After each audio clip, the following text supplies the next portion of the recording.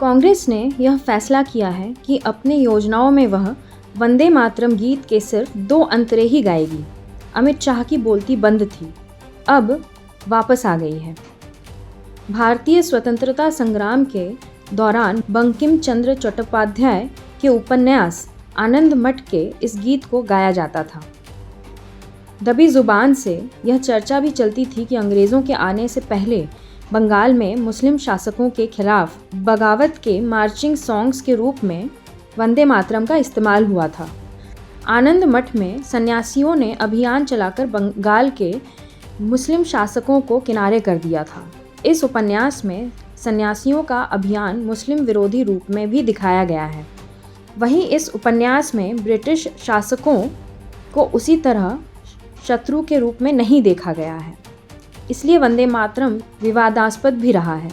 लेकिन वंदे मातरम गाया जाता रहा है और आज भी गाया जाता है। इस गीत ने लोगों के मन में कोई सांप्रदायिक भावना नहीं भरी है, बल्कि इसे गाने से सकारात्मक भावना का संचार होता है। इसलिए इस गीत के किसी हिस्से का निषेध आज के संदर्भ में प्रासंगिक नहीं लगता।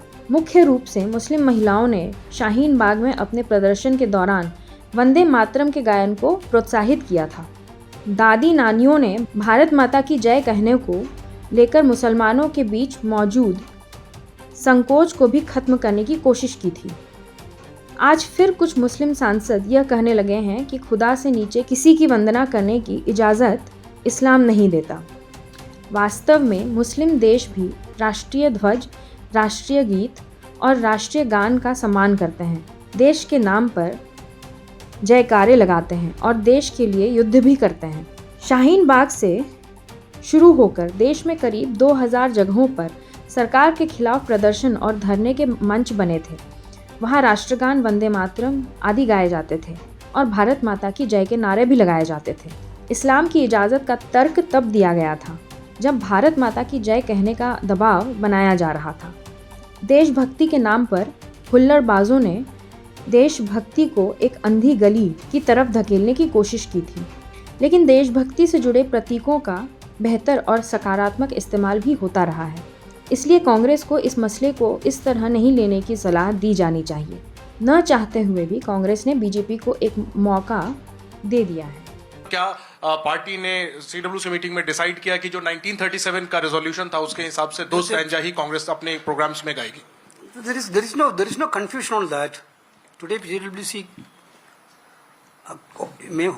Congress President categorically told yesterday CP का प्रेस कॉन्फ्रेंस दा क्लैरिफाई कर दिया, but again today Congress working में भी हमने डिस्कस कर दिया। हमारा स्टैंड वेरी क्लियर है। 1937 का resolution Mahatma Gandhi ji, Pandit Jawaharlal Nehru ji, Rabindranath Thakur ji, Subhash Chandra Bose ji, this type of Sardar Patel ji, this type of topmost leadership of that point of time decided that whatever the decision they took, we will abide that decisions. We are very, very clear on that, that our Congress party workers will do that only. This is our decision. First 2 stands था। शाहीन बाग जैसे विरोध और धरने के मंच से अंबेडकर, गांधी, भगत सिंह और अन्य सभी नेताओं को एक साथ सम्मान दिया जाता था। किसी जन आंदोलन में जिस समझदारी, परिपक्वता और चतुराई का ध्यान रखना होता है, वह यहाँ कांग्रेस नेतृत्व द्वारा नहीं देखा गया है।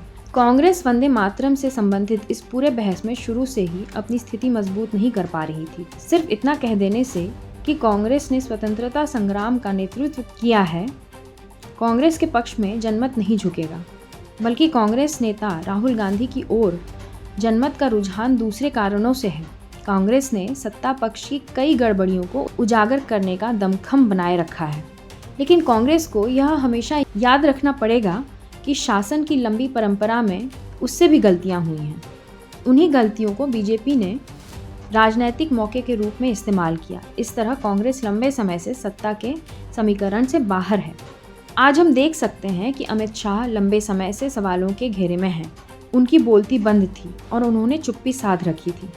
लेकिन अब अमित शाह आगे आकर यह कैंपेन शुरू कर चुके हैं कि कांग्रेस ने बंगाल के लोकप्रिय साहित्यकार बंकिम चंद्र चट्टोपाध्याय का अपमान किया है।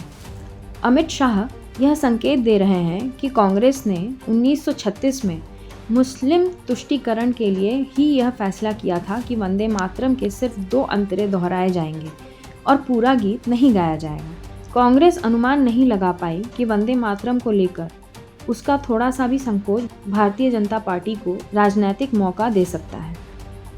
कल कांग्रेस पार्टी की कार्यसमिति ने एक आश्चर्यजनक और देश विरोधी फैसला लिया है। उन्होंने अपनी पार्टी के 37 के रिजोल्यूशन को फॉलो करते हुए महान वंदे मातरम गीत के 2 ही छंद गाने का फैसला किया है। मैं इस समय पर पूरे देश को याद कराना चाहता हूं कि 1937 में कांग्रेस पार्टी ने मुस्लिम एपीसमेंट के लिए वंदे मातरम के 2 टुकड़े कर देश के विभाजन की नींव डाली थी और वहीं से 2 राष्ट्र के सिद्धांत को ताकत मिली थी और अंततोगत्वा देश का विभाजन हुआ और पाकिस्तान का जन्म हुआ था। कांग्रेस का यह निर्णय केवल और केवल इनकी घोर तुष्टीकरण की नीति की पुष्टि करता है। वोट बैंक के तुष्टीकरण के लिए उन्होंने स्वर्गीय बंकिम बाबू के इस अमर कृति का न केवल अपमान किया है, वो लाखों शहीदों का भी अपमान किया है जो वंदे मातरम का नारा लगाते लगाते देश की आजादी के लिए फांसी पर चढ़ गए, जिन्होंने कई साल जेल में काटे। आज कांग्रेस पार्टी 1937 का अपनी पार्टी का रिजोल्यूशन मान रही है और पार्लियामेंट के एक्ट को नकार रही है। देखते रहिए विमर्श न्यूज। इस विश्लेषण पर अपनी टिप्पणी जरूर लिखिए, वीडियो को शेयर कीजिए और कृपया चैनल को सब्सक्राइब कीजिए।